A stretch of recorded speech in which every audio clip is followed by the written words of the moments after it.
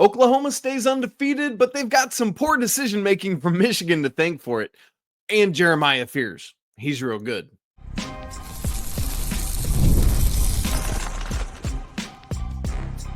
You are Locked On College Basketball, part of the Locked On Podcast Network.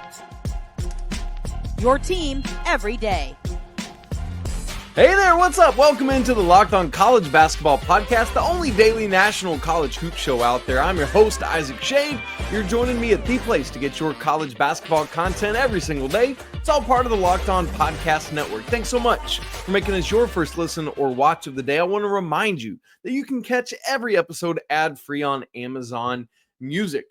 Hey, I want to remind you that this episode is brought to you by the College Football Playoff, which is here, and you don't want to miss a moment of the action. The College Football Playoff, presented by Allstate, begins with 4 first-round games December 20th and 21st. That's tomorrow and Saturday on ESPN, ABC, TNT, and Max. Check it all out. I want to welcome in all the everydayers and, of course, all the Locked On College Basketball Discord members. Let's get right after it. We got a trio of Big East games, one of which Creighton got trucked while UConn survived at home. We get to talk more Doug Gottlieb today because he's stuck his foot in it yet again. So there's that. Memphis picks up a very nice road win, and a couple dudes out here dropping 40 on a Wednesday night. How are you going to go drop 40 on a Wednesday night? That's wild. But before we get to the Jumpman Invitational, which is where we're going to start, just want to quickly update you on Tuesday's show. I talked with you about Janai Broome from Auburn, frontrunner for National Player of the Year, getting injured on Tuesday night. Good news, we learned that, and I'm quoting here, MRI results indicate Broome won't have to miss extended time. So that's great news for Auburn. How long that time is, we don't know, but it does seem to indicate that there's not like season-ending surgery, and that's great news for him as a human, obviously, and then for Auburn's season and their prospects. All right, let's start with the second night of Jumpman Invitational. As a reminder, Florida beat North Carolina on night 1, 90-84. And then on night 2, we had a ranked-on-ranked matchup. Number 24, Michigan against number 14, Oklahoma.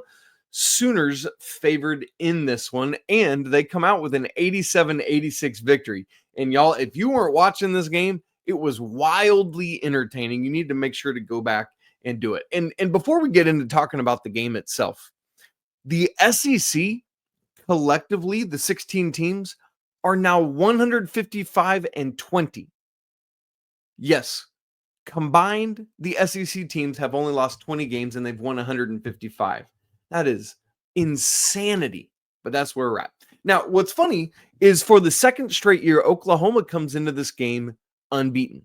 For the second straight year, Oklahoma comes into this game exactly 10-0. The problem is last year, Oklahoma lost in this game, and that started a stretch in which they went 10-12 the rest of the season, and things were not great. Thankfully for Porter Moser's team, this year, they not only win this game, but to me, they look more the part. If you've watched Oklahoma, you probably feel the same thing. They were one of 4 undefeated teams coming in to the game. Tennessee, Florida, and Drake are the others. They all won on Tuesday, so Oklahoma was trying to keep pace on Wednesday. One team did drop from the ranks of the undefeateds on Tuesday. That was Utah State, who took their first loss Tuesday night. So, all that to say, I don't think Oklahoma is going to fall off the cliff again. They look really good, and frankly, so did Michigan. I was impressed by both of these teams, and I think good days are ahead. It was interesting. Both teams had some foibles down the stretch of this game. Jeremiah Fears, who had a great game, we're going to talk more about him in a second, had a couple potential costly turnovers, but then saved the day. Superman! And then Michigan. Oh, we'll talk Michigan in a second, but basically they lost the game in the last 2 possessions. It was self-inflicted, man. Really, really bad. So that's kind of where things were. In the second half, I thought Michigan had basically put this game away. Oklahoma tied it at 43, and then the Wolverines went on this 9-0 run to take a 52-43 lead. And I was like, that's it. Michigan's just going to kind of hold them at arm's length now the rest of the way and go back home and hand Oklahoma their first loss. But they didn't. Oklahoma kept fighting, kept sticking around. Jeremiah Fears did just enough. And they end up winning this game by 1. And that's a tough pill to swallow for Michigan, because in a game that they lost by 1, they were 4 of 28 from 3. That's awful. What is that like? Whatever 1 divided by 7 is. 4 divided by 28. That's 14.3% from 3. That's not very good. Meanwhile, OU was 12 of 25 from 3, which is just shy of 50%. It's 48%. In a game you lost by 1, you got outscored, 36-12 from 3? You just need one more 3. And you win this game. Or several other things, and you win this game. But I love it. It was a high-level game for the most part. Big time from both teams at the free throw line. Oklahoma was 21 of 24. Michigan, 22 of 26. Great stuff there. But here's how this game goes. We get down to 11 and a half seconds. Michigan's up 3. What do you do when you're up 3? You foul. Now, look, I know there's the debate about when you foul up 3, and there were still 11 and a half seconds. So a lot of people say you wait until 5, 6, 7 seconds before you foul. I don't care, man. I'm more than happy to go ahead and foul you right now. Michigan chose not to. I'm not sure why. I haven't watched Dusty May's post-game remarks yet, but you got to foul there. The insane thing to me, though, is that Jeremiah Fears goes up for a 3. He should have been fouled before that, but for some reason, Michigan fouls him in the air. When you're in this scenario, if you're not fouling, you stay as far away as possible, because I'm not trying to do exactly what happened and lose the game with a boneheaded foul. That's what Michigan did. They foul Fears. He makes the 3, makes the free throw. Now, out of nowhere, Oklahoma is up 1. Well, Michigan wasn't done losing the game just quite yet. They go down to the other side. Trey Donaldson gets the ball in the wing with 4 seconds left, has an Oklahoma defender closing out on him. They're down 1. For some unknown reason, Trey Donaldson settles for a 3 here. This is a moment where you've got enough time for multiple different options. Not to mention, you only need 2 points to win this game. I feel like I'm seeing more and more and more of teams just like, it's an end of game scenario. I'm just going to take this 3. Get to the stinking rim. What are we doing? So Donaldson has 4 seconds on the clock. Again, Oklahoma defender closing out. You either drive the closeout, pump fake, get fouled something, get to the rim and finish and win the game. Get to the rim, get fouled, go win the game at the free throw line, or at least make 1 and get it to overtime, or get to the rim, draw a defender, dish it off, and let that player score. Let Vlad Golden finish the game with a dunk, because he can do that. There was plenty of time for all that to happen, but no, Trey Donaldson settles for a 3, misses, and that's it. Michigan had just bad end of sequence play there, and so that's really unfortunate. But for Oklahoma, man, Jeremiah Fears, woo, boy, is he legit. This was my first time. Like I've seen bits and chunks, but this is my first time to sit down and watch a full game of him play. And boy, did I walk away impressed from it. Yes, he had those couple costly turnovers late. He's going to get those back. Had 5 turnovers for the game. He's got to clean that up. But he clearly made up for it, more than made up for it, by the game-winning 3-pointer and free throw. In totality, super efficient outside of those turnovers. 30 points on 8 of 12 from the field, 3 of 4 from 3, and then 11 of 13 from the charity stripe. You kidding me with that? Chipped in 3 rebounds, 4 assists, and a steal as well. Really, really good. By the way, if you haven't watched Michigan play, man, Danny Wolf is a dude. Yes, he's big. He's a 7-footer, just like Vlad Golden is, but he's smooth. He's fluid. I trust him handling the ball. He makes good decisions of when to shoot, when to pass. I mean, there was a play, late in the second half. I forget what it was. But had some post and spin action. Golden was trying to set some screens for him in the lane, and then ultimately found somebody cutting backdoor. I mean, it's just, I love watching Danny Wolf play basketball, man. It's fun. And we're still early enough in the season where I think there's a lot of cool stuff that Dusty May is going to be able to do with and for Vlad Golden, or excuse me, for Danny Wolf. And I can't wait to see what that is. I mean, yes, for Vlad Golden too, because the two of them are just, once again, in this game, a great combination of performance. They just need more from other guys to come along with them. But man, what a performance. Michigan lets this one slip through their fingers. Well, preseason, I thought Creighton was going to be the second best team in the Big East. So, yeah, I was wrong.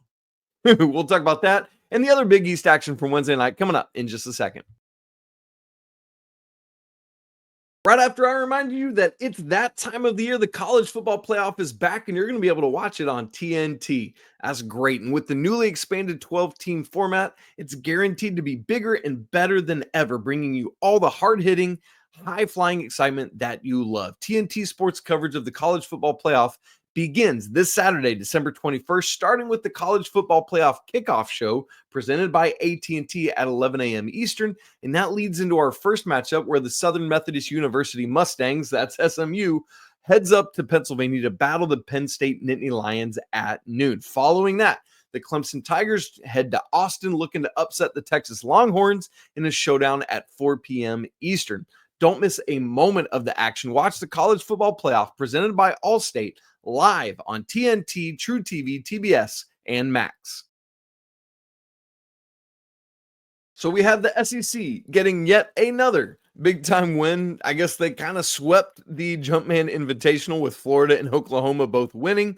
And now we got to get to some Big East action. We had a trio of Big East games on Wednesday night. And following that, all 11 teams now have played at least one Big East game.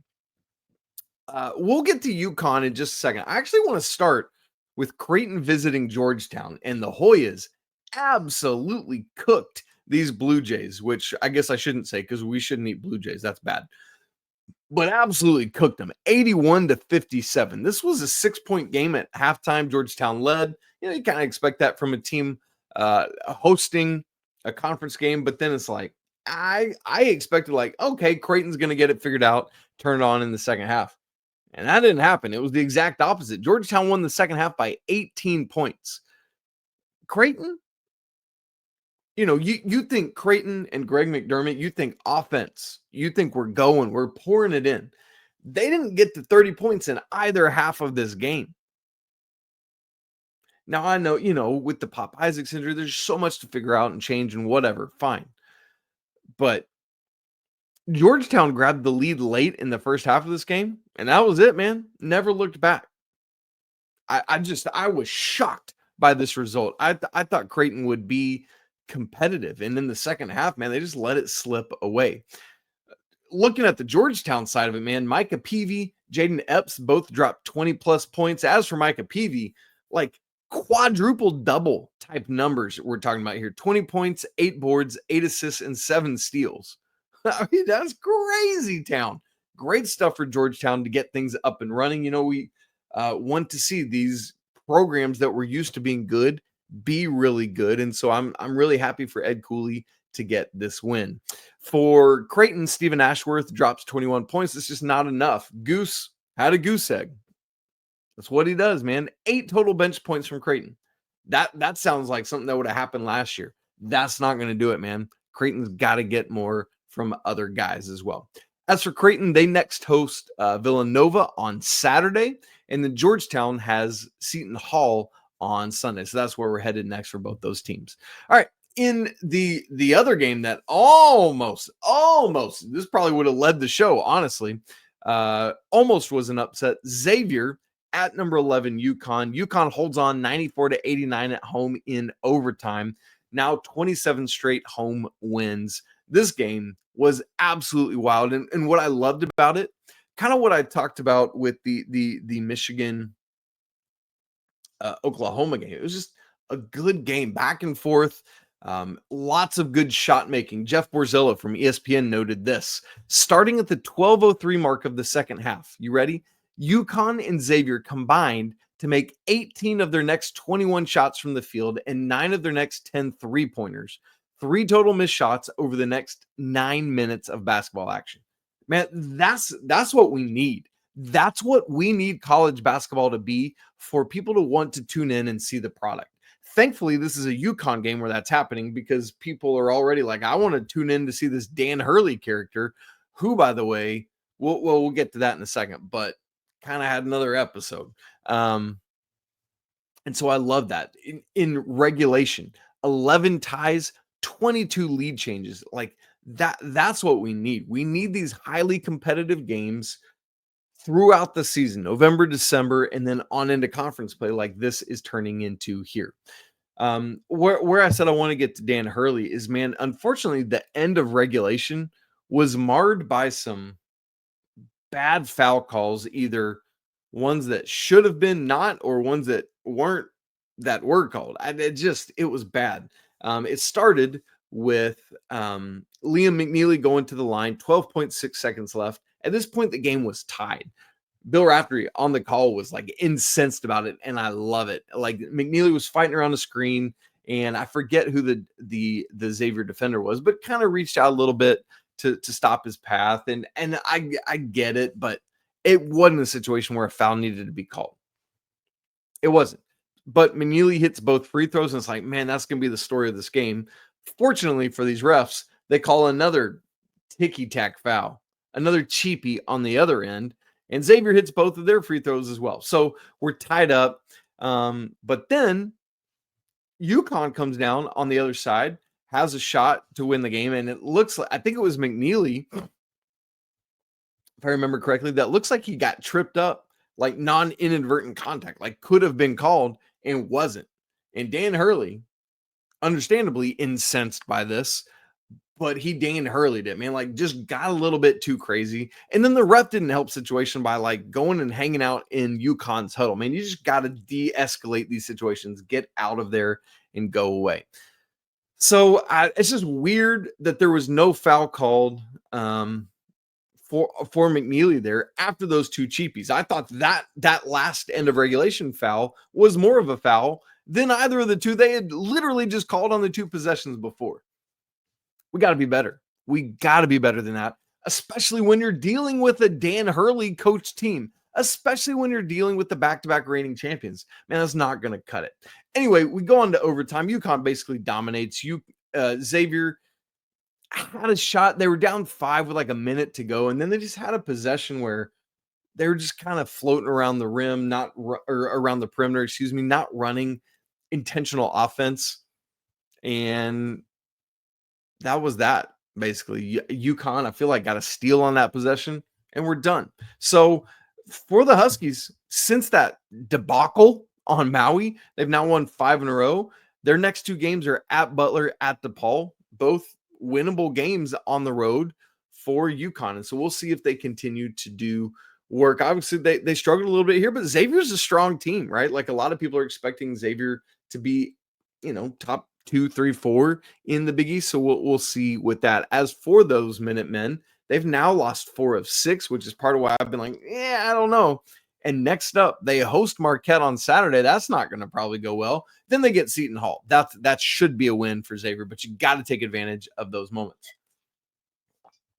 As for Marquette, they were the 3rd game of the Big East slate on Wednesday night. Beat that Butler team 80-70. Really not much I want to talk about here other than this. Marquette was on the offensive glass like crazy town. They had 17 offensive rebounds with 11 and a half minutes still to go in this game. They had already reached the season high at that point, basically with still a quarter of the game to be played, a little more than a quarter of the game to be played.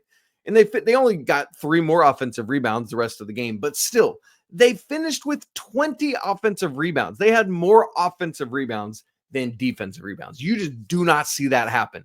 Crazy stuff from Marquette. Really happy for them. Butler actually had a halftime lead at Marquette at Fiserv Forum but just not enough in the tank to stay with Marquette in the second half. Golden Eagles ultimately pull away and win by 10. As expected, Cam Jones was Cam Jones, 23 points in this game, 11 of 24 from the field.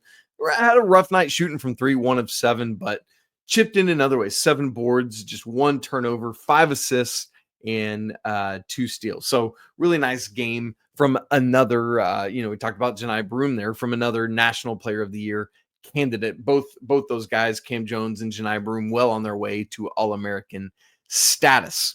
So there's the Big East and what was going on in that. As I said, all 11 teams now have played at least one game. Well, Memphis, Alabama, 2 ranked teams that took to true road environments on Wednesday night, and both escape with dubs. And man, for Alabama, I don't think we thought that was going to be the case, but it was. And we got some interesting JUCO news on Wednesday. And of course, as I told you, we got to talk some more Doug Gottlieb. We'll do all that in just a second. Right after I tell you about FanDuel, get ready to tackle the NFL action with FanDuel. It's America's #1 sports book. Because right now, new customers, you can bet $5, and if you win, you get $150 back in bonus bets. The FanDuel Sportsbook app, man, they got everything you need to place live bets on the NFL all in one place. I like to call it one-stop shopping. So maybe you're watching a game, like tonight, you're watching Thursday Night Football. You get a hunch in the middle of the game. You can check out the latest stats. You can see the live play-by-play and so much more right there on that same page where you place your bets. We just talked Big East. How about some Big East regular season odds from FanDuel? UConn, obviously, is the favorite at plus 175, but Marquette is really close at plus 180. Then St. John's at plus 200, and then it drops way off to Creighton at 1900 and Villanova at plus 3100. If you want to go check out that or any of the other conference regular season odds, do it all at FanDuel.com. Never waste a hunch and make every moment more with FanDuel, an official sportsbook partner of the NFL. This episode is also brought to you by Prize Picks. Make your holidays bigger and better with Prize Picks, the best place to get real money action while watching your favorite sports. Now, you can win up to 1,000 times. Hear me say 1,000 times your money on Prize Picks. And you can do so with peace of mind because their withdrawals are fast, safe, and secure. They're available in as soon as 15 minutes for you. So join now because this holiday season, Prize Picks is giving away 2 free picks in December, and they're giving away $30+ million in rewards during Picksmas. I just mentioned Thursday Night Football. Looking ahead to Sunday, I am in my fantasy football championships, and my quarterback and my running back are from the same team, and that's Saquon Barkley and Jalen Hurts. So I looked up some of their more or lesses for Sunday. They're playing Washington. Saquon, 98.5 rushing yards. Give me the more on that because I got to win. And Jalen Hurts, 202.5 passing yards. Give me the more on that one as well. I'm less confident in the Jalen than the Saquon, but go for them both because that would probably mean I'm winning a championship, and I love it. So if you want to get in on that action or anything else at Prize Picks, download the app today and use code LOCKEDONCollege to get $50 instantly after you play your first $5 lineup. Again, when you download the app, use code LOCKEDONCollege, and then you'll get $50 instantly after you play your first $5 lineup. Prize Picks, run your game. Number 21, Memphis. Number 6, Alabama, both on the road on Wednesday night. Both win. Memphis at Virginia. Tigers squeak away with this one, 64-62. By the way, Leaf, our good buddy Leaf Tulane that comes on the show every week, had Memphis at -3.5. Memphis led by 4 with like 18 seconds to go. And then led by 4 again, like at the very end of the game. Virginia gets a layup, basically like as the buzzer goes off. So the final is a 2-point margin. Literally. Had that not happened, Leaf is in the money. But yikes. Boy, that's a bad beat. Sorry, Leaf. Anyway, Virginia led or tied. They never trailed the entire first half. They led by 9 at the break. They bumped it to 11 early in this game. But Memphis fights back, takes a lead with like 12.5 to go. And that was it. Never trailed again. So for Memphis, remember they had that Arkansas State loss recently, and now they've got back-to-back ACC wins since beating Clemson And then this one, next up, Mississippi. They play both Mississippi SEC schools. How funny is that? Ole Miss and Mississippi State, and then they get into AAC play.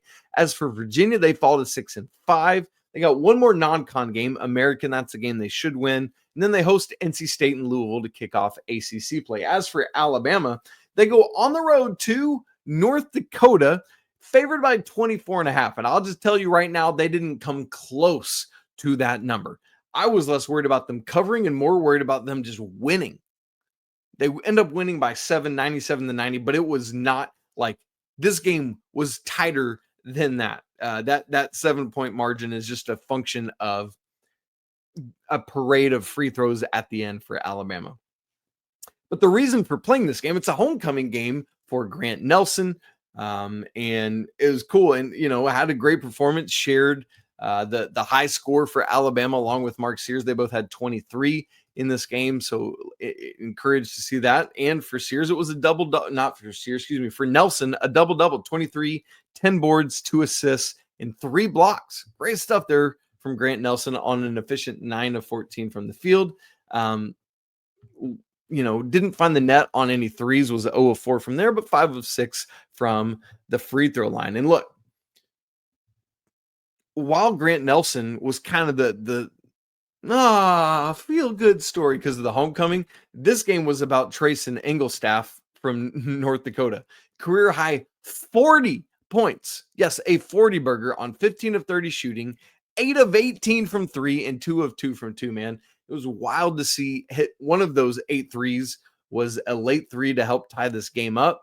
But I mean, this is a game that at one point North Dakota led by 9, 27-18. They were still up at the half by 3, but as expected, Alabama took the lead in the second half.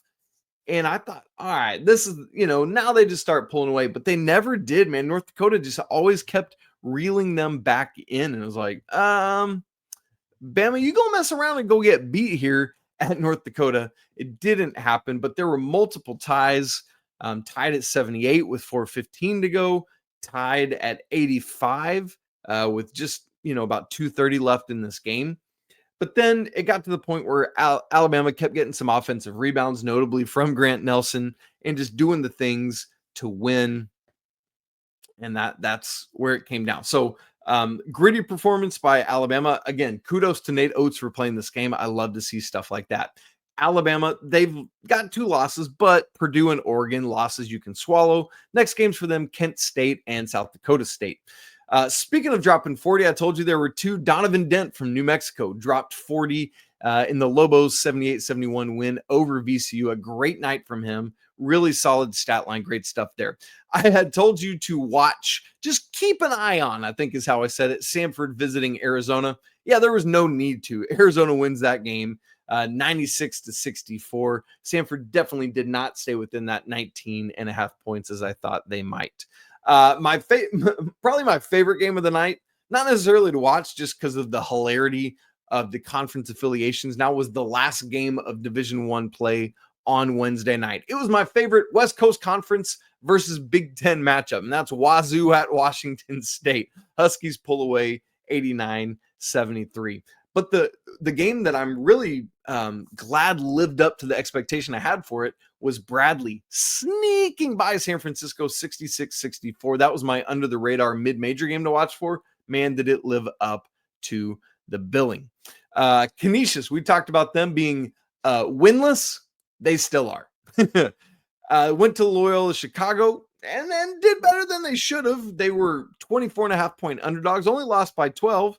So yay, I guess, for Canisius, but we still have 5 winless teams, 4 undefeated teams. So there are more win-less than undefeated teams right now. Okay, I told you we were going to have a little follow-up on Doug Gottlieb. Throw a little more shade. Throw in shade? Yeah, that's right. That needs to be a segment. Hey, this is Throwing Shade with Isaac Schade. A little follow-up on Doug Gottlieb. Remember, we talked about him on yesterday's show because he had traded barbs back and forth on Twitter with Adam Schefter, right? That whole thing. Well, there's a follow-up, but it's about something completely different. Green Bay's been struggling. That was kind of the point of what Schefter was, kind of the shade Schefter was throwing at Doug Gottlieb for losing so many. Well, On Wednesday night, it kind of got worse. Yeah, it got worse. Green Bay loses to Division II Michigan Tech 72-70. And this just comes 2 days after that Shefty stuff. And unfortunately, pregame, here's what Doug Gottlieb had to say. Quote, part of the reason I want to play better teams is like it's 2 degrees outside. It's snowing. I don't really like the idea of nobody you coming in here and what do we do? And what do we learn playing a game where we win by 20? But there's a methodology to it. I'm going to have to adjust moving forward. Whoops. What are we doing, Doug Gottlieb? You're out here calling Michigan Tech nobody you and assuming you're going to win by 20 and you lose this basketball game. You can't do that, Doug. Especially with the Shefty stuff and the world's watching you. My man, not a good look. Twice in 3 days.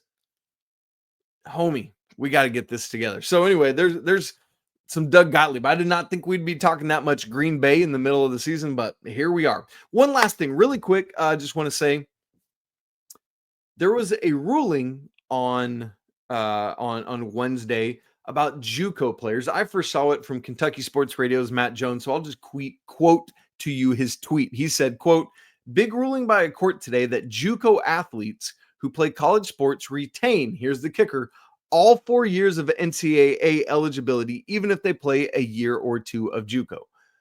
Translation, previously, if you play like at the JUCO level, that counts as part of your NCAA eligibility. With this new ruling, it's like you could play 2 years at a JUCO and then still have 4 years of eligibility to go play at an NCAA institution.